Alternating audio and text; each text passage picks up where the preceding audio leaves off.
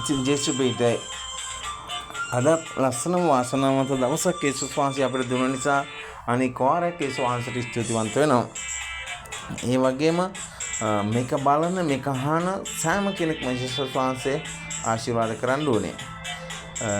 මේ සියලුම ගරුත්වය මේ සියලුම මේ වීඩියෝ එක බලන සියලුම ගරුත්වය යුත්තේ යේසුස් වහන්සේටම පමණයි.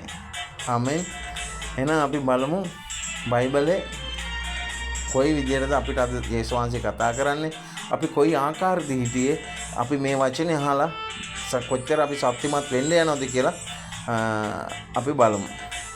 ඉතින් යේසුස් වහන්සේගේ නාමයේ යේසුස් වහන්සේගේ ගෝලෝ දෙන්නෙක් හිටියා, 12 දෙනෙක් හිටියා. 12 දෙනාගෙන් මම දෙන්නෙක් ගැන කතා කරන්නම්. එක්කෙනෙක් තමයි යුදාස්, එක්කෙනෙක් තමයි පේතරස්.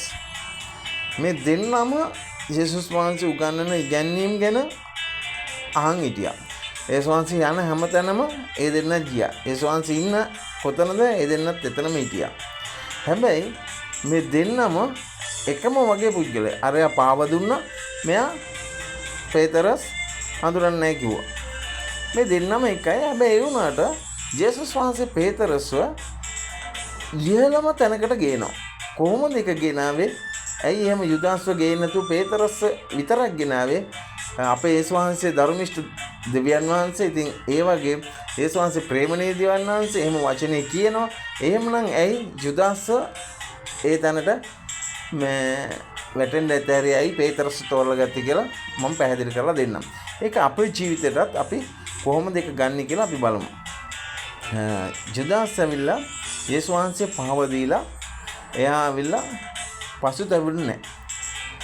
එයා ඇවිල්ලා මොනවාද කරේ? යේසුස් වහන්සේව නැවත හොයන්න ගියේ නැහැ. යේසුස් වහන්සේ ළඟට ගියේ නැහැ. සමාව ගත්තේ නැහැ. එයා ඇවිල්ලා කරපු වැරද්ද එයා මේ වැරද්ද වුණානේ මගේ අතින් කියලා ඇවිල්ලා එයා මොනවාද කරේ? බෙල්ලේ රණුවක් දාලා එයා එල්ලුණා. අපේ ජීවිතේත් අපි යේසුස් වහන්සේ තුල ඉඳලා යේසුස් වහන්සේ වචනේ අහලා හැමතිස්සම හැමදේම කරලා අපි යේසුස් වහන්සේගෙන් ඈත් වෙලා යනවනම් අපිටත් එල්ලිලා මැරෙන්න තමයි වෙන්නේ. හේතුවයි අපේ ප්‍රශ්න වලින් අපේ නිදහස් වෙන්න විදිහක් නැහැ. ප්‍රශ්න අපේ ජීවිතේ වට කරගන්නවා. හැබැයි පේතරස් එහෙම නෙමෙයි. පේතරස් යේසුස් වහන්සේව හඳුනන්නේ නැහැ කියලා 3 වතාවක් කියනවා. එතන දෙවෙනි වතාවේදී කියනවා මම මේ මිනිස්යාව හඳුනන්නෙම නැහැ.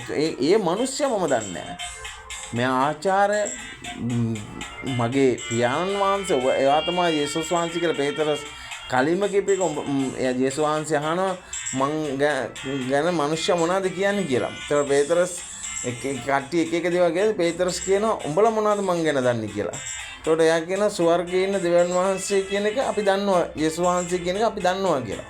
ඒතකොට පේතරස් කියනවා ඒක. එතකොට එහෙම කියන කෙනා තමයි දැන් කියන්නේ මම මේ මිනිස්සුව දන්නෙත් නෑ කියලා.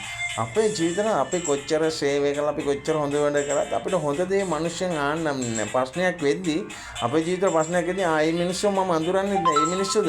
මේ මිනිස්සු වගේ පව්කාර මිනිස්සු නෑ කියලා මිනිස්සු බයිනවා. ඒ වගේ මිනිස්සු හොඳ නෑ කියලා මිනිස්සු බයිනවා. හැබැයි යේසුස් වහන්සේගේ නාමයෙන් අපි දැනගන්න ඕනේ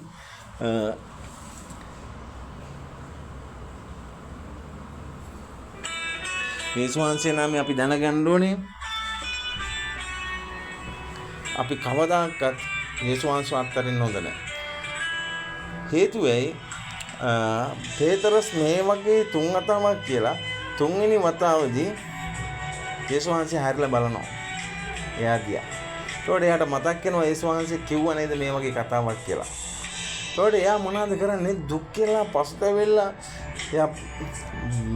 එයාට හිතාගන්න දැන් යේසුස් වහන්සේ වෙතට හැරෙනවා. ඇයි මම මේ දේ කරේ කියන එයාට දුකක් ඇති වෙලා එයා පසුතැවිලා එයාට හිතාගන්න බැරි වේදනාවක් ඇති වෙනවා. අන්න ඒක තමයි යේසුස් වහන්සේ කියන්නේ. එදායෙන් පස්සේ යේසුස් වහන්සේ කියනවා ඔයා තමයි මේ සභාව බලා ගන්න හොඳම කෙනා කියලා පළවෙනි සභාව එයාට බාර දෙනවා. මේ ගෝලයන්ව බාර දෙනවා. අපිත් වැටිලා ඉන්න පුළුවන්. අපි ප්‍රශ්න වලින් මිනිස්සු අපි ගෙනියලා චප්ප කරලා දාලා ඉන්න පුළුවන්. යේසුස් වහන්සේ තුලින් අපි යේසුස් වහන්සේට අපහාස කරලා ඉන්න පුළුවන්. මට මේ ජීවිතේ මට එපා වෙලා තියෙන්නේ. මේක ගත්ත නිසා මම යේසුස් වහන්සේව අඳුනගත්ත නිසා මට ප්‍රශ්නේ ආවා කියලා වේදනාවක ඉන්න පුළුවන්. හැබැයි ඔබ යේසුස් වහන්සේ දිහා බලන්න. ඔබ පසුතැවෙන්න. යේසුස් වහන්සේ ඉහළම තැනකව තියන්න යනවා. හිතා ගන්න බැරි තැනකව තියන්න යනවා. ඒක තමයි අපේ යේසුස් වහන්සේ. ඒ ප්‍රේමණීය යේසුස් වහන්සේ ඒ ප්‍රේමණීය කම අපිට දකින්න නම් අපි කරන වැරද්දට පසුතැවිලා අපි යේසුස් වහන්සේගේ වෙතට යේසුස් වහන්සේ වෙතට අපි හැරෙන්න ඕනේ. එහෙනම් ජේසුබේටයි මේකේ ඔයාලා කියවලා බලන්න. ඔයාලටත් මේකේ අදහසක් එයි. යේසුස් වහන්සේ තව මට වඩා හොඳට ඔයාලට තේරුම් කරලා දෙයි. යේසුස් වහන්සේ ජීවමාන තැනන් වහන්සේ. හැම මොහොතක හැම වෙලාවකම අපිට කවුරු අපහාස කරත් යේසුස් වහන්සේ ගාව ඉන්න. යේසුස් වහන්සේ ආව ඉහළම තැනක තියෙනවා. එහෙනම් ජේසුස් පිටයි සියලු දෙනාටම